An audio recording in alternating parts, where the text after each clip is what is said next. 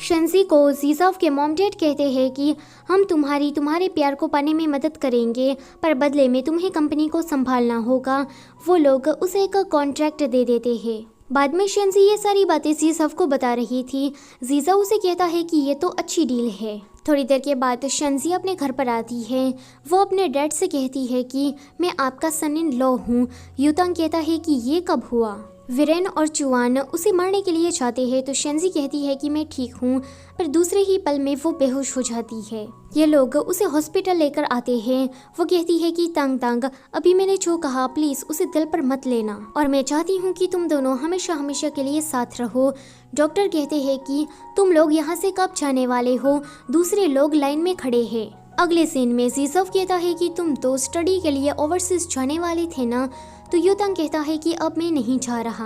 पहले मैं थोड़ा प्रैक्टिकल और एंटी रोमांटिक बन गया था, पर अब मुझे सब कुछ समझ में आ गया है, तो मैं तुम्हारे साथ रहना चाहता हूँ। जीजाव कहता है कि ये सब कुछ बकवास है। आगे वो बार में था। चाओशी उसके उतरे हुए चेहरे को देखकर समझ जाती है कि आज ये फिर से शंजी की वजह से परेशान है। वो उसे कुछ कहने चाहती उससे पहले ही जीजाव की माँ वहाँ पर आ जाती है। वो कहती है कि तुमने मेरे बेटे को उस शंजी की वजह से मारा। तो युतांग कहता है कि देखिए आंटी, आप कुछ गलत समझ रही है। जीजाव की माँ बॉडीगार्ड्स को ऑर्डर देती है कि जल्दी से इसे पकड़ो। तो चाओशी युतांग को लेकर वहाँ से भाग जाती है। बाहर आकर युतांग कहता है कि थैंक यू मदद के लिए। तो चाओशी कहती है कि तुम अमेरिका जाने वाले हो तो मैं भी तुम्हारे साथ आने वाली हूँ। वो कहता है कि अब मैं नहीं जाने वाला। तो वो कहती है कि शंजी की वजह से। युतांग कुछ नहीं कहता। तो चाओशी कहती है कि तंग तंग, तुम क्या शंजी के अलावा किसी और को पसंद नहीं कर सकते। युतांग कहता है कि चाओशी मजाक करना बंद करो। वो कहती है कि ठीक है। दूसरी तरफ ये तीनों किसी रेस्टोरेंट में बैठे थे। डैड ने तो अभी से ही जीजाव को अपना सन इन लॉ मान लिया था। वो बिल्कुल उससे केयर फ्री होकर बातें कर रहे थे। तो जीजाव कहता है कि डैड, आप इसकी माँ को नहीं जानते हैं। तो वो कहते हैं कि कौन है इसकी माँ, उसको आने तो दो, मैं उसे देख लूँगा। तभी ही वहाँ पर जीजाव की माँ आ जाती है। दोनों की ही एक्सप्रेशन देखकर हमें ऐसा लगता है कि यहाँ पर कोई घमासान युद्ध होने वाला है, पर नहीं, दूसरे ही पल में यहाँ माहौल एकदम चिल हमें दिखाया जाता है। ये दोनों जीजाव और शंजी की शादी के बारे में बात कर रहे थे। डैड कहते हैं कि तो मैं रिश्ता पक्का समझूं। तभी ही युतांग आकर इन लोगों की बातों को सुन लेता है। उसे बिल्कुल भी अच्छा नहीं लगता, तो वो वहाँ से दुखी होकर चला जाता है। शंजी उसे ऐसे जाते हुए देखकर उसके पीछे जाती है। वो रास्ते में रो रही थी। तो जीजाव उसके पास आता है। वो कहता है कि रोना बंद भी करो, क्योंकि युतांग तुम्हें पसंद करता है। वो कहती है कि बस हुआ तुम्हारा, अब मैं तांग तांग को सब कुछ सच बताने के लिए जा रही हूँ। वो वहाँ से जैसे ही जाने का करती है, तभी ही उसे खून की उल्टी हो जाती है। जीजाओ शंजी को लेकर हॉस्पिटल जाता है।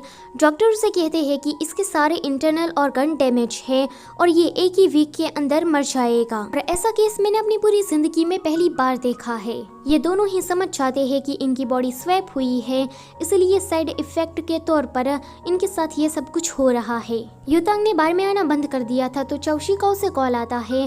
वो कहती है कि तुम कहाँ पर हो। तो युतांग उसे कहता है कि मैं कुछ दिन बार में नहीं आना चाहता, सिर्फ डॉम में ही रहना चाहता हूँ। चाओशी तभी ही उसके पीछे से आकर कहती है कि झूठे कहीं के तुम डॉम में नहीं हो। युतांग कहता है कि चाओशी तुम यहाँ कैसे। तो चाओशी उसे कहती है कि मुझे तुम्हें देखना था, इसलिए मैं यहाँ पर आ गई। युतांग कहता है कि तुम ऐसे बात मत करो। वो कहती है कि ठीक है, मैं तो तुम्हारी बाइक को उधार मांगने के लिए यहाँ आई थी। अगले दिन से ही शंजी के साथ साथ जीजाव के भी ऑर्गन डैमेज होने लगते हैं। वो समझ जाता है कि वो भी अब एक ही वीक में शंजी के साथ मरने वाला है। युतांग काफी ज्यादा परेशान था, तो ये दोनों उसे भड़काने के लिए आ जाते हैं। वो लोग कहते हैं कि जरूर जीजाव के साथ शंजी का कोई चक्कर चल रहा है। युतांग इस बात को मानने से इनकार कर देता है। तो ये दोनों कहते हैं कि तुम्हें शंजी के क्लोज आना है ना। तो वो कहता है कि हाँ आना है। तो ये दोनों कहते हैं कि फिर तुम्हें शंजी और जीजाव दोनों का पीछा करना होगा। अगले दिन जीजाव लैब में जा रहा था, तो ये लोग उसके पीछे आते हैं। दूर से शंजी इन लोगों को आते हुए देख लेती है। युतांग कहता है कि शंजी तो यहाँ पर कुछ एक्सपेरिमेंट कर रही है। वो वहाँ से जाने वाले थे, पर जीजाव दरवाज़ा खुलकर कहता है कि मैं यहाँ पर कुछ ज़रूरी काम कर रही हूँ, तो मुझे तुम लोग डिस्टर्ब करने की कोशिश मत करना। तभी ही शेंजी आकर कहती है कि तुम तांग तांग से इस तरह से कैसे बात कर सकते हो। यू तांग उन दोनों को साथ में देखकर गुस्सा हो जाता है। बाहर आकर वो कहता है कि सीसाओ, मैं जब भी जहाँ भी शेंजी से मिलने के लिए जाता हूँ तुम वहाँ पर पहले से ही मौजूद होते हो। शेंजी उसे कुछ एक्सप्लेन कर पाती उससे पहले ही वो गुस्सा होकर वहाँ से चला जाता है। आगे शेंजी सीसाओ के पास आती है। वो कहती है कि प्लीज तुम मेरी मदद करो ना, तांग तांग गुस्सा हो गया है। जीसाओ कहता है कि तुम्हें इस स्टूपिड लव के अलावा और कुछ सूझता भी है। हम लोग एक ही वीक के अंदर मरने वाले हैं। मैं कब से कोई तोड़ ढूंढने की ट्राई कर रहा हूँ पर मुझे कुछ भी नहीं मिला, मैं फेल हो गया। शेंजी कहती है कि प्लीज तुम मेरी आखिरी बार मदद कर दो। यू तांग अभी बार में था। चाओशी आज उसे प्रपोज करने वाली थी पर तभी ही वहाँ पर जीजाओ आ जाता है। जीजाओ उसे लेकर बाहर जाता है। यू तांग उसे पूछता है कि चाओशी तुम्हें मुझे क्या कहना है, तो जीजाओ सीधा उसे किस कर लेता है। किसके बाद वो कहता है कि चलो हम लोग ब्रेकअप कर लेते हैं, तुम खुशी खुशी अमेरिका जा सकते हो। दूर से ये नज़ारा शेंजी भी देख रही थी एंड वो ये सब कुछ देखकर थोड़ी इमोशनल हो जाती है। आगे वो जीसाओ से मिलती है। जीसाओ रो रहा था तो वो कहती है कि तुम क्यों रो रहे हो, देखो मैं नहीं रो रही तो तुम भी नहीं रो सकते। जीसाओ कहता है कि तुम्हें मुझ पर यकीन था पर मैं फेल हो गया, मैं कुछ भी नहीं कर पाया। आगे वो लोग तायाकी खाने के लिए जाते हैं। तायाकी को खाने के बाद शेंजी का मूड एकदम से अच्छा हो जाता है। अगले दिन शेंजी जीसाओ से कहती है कि मरने से पहले मैं अपनी लास्ट विशेष को पूरा करना चाहती हूँ। जीसाओ कहता है कि ठीक है, वैसे भी हमारे पास सिर्फ एक ही वीक है। वो दोनों वेडिंग फोटोशूट कराने के लिए जाता है। जीसाओ कहता है कि तुम्हें देखकर मुझे बहुत ही ज्यादा अजीब लग रहा है। वो जाता है एंड अपने कपड़े बदल कर आता है। शेंजी तो उसे इस अवतार में देखकर बस देखती ही रह जाती है। जीसाओ उसे कहता है कि तुम्हें क्या कपड़े नहीं बदलने हैं? वो कहती है कि नहीं, मुझे तो इन्हीं कपड़ों में फोटोशूट करवाना है। अगले दिन शेंजी जाती है यू तांग के पास। वो कहती है कि मैं जा रही हूँ।